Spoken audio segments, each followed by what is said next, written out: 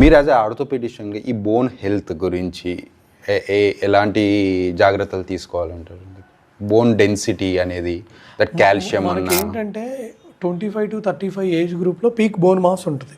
25 to 30 years, 25 to 35 అంటే ఈ మన ఏజ్లో వన్స్ మనం 50 దాటాము 45 దాటామంటే బోన్స్ వీక్ అయిపోతాయి.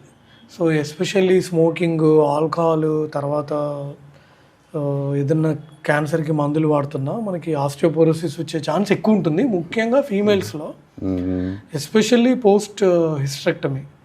సో ఖచ్చితంగా మనం తీసుకోవాల్సింది ఏంటంటే proper adequate sun exposure, number 1, adequate calcium supplements.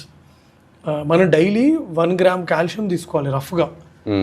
So if patient age more than 65 ఉండి ఫీమేల్స్ అయితే ఇంకొంచెం ఎక్కువ తీసుకోవాలి. బట్ నేను బై అండ్ లార్జ్ ఓవరాల్గా రఫ్గా అప్రాక్సిమేట్గా చెప్తున్నాను, మనం 1 గ్రామ్ కాల్షియం పర్ డే తీసుకోవాలి.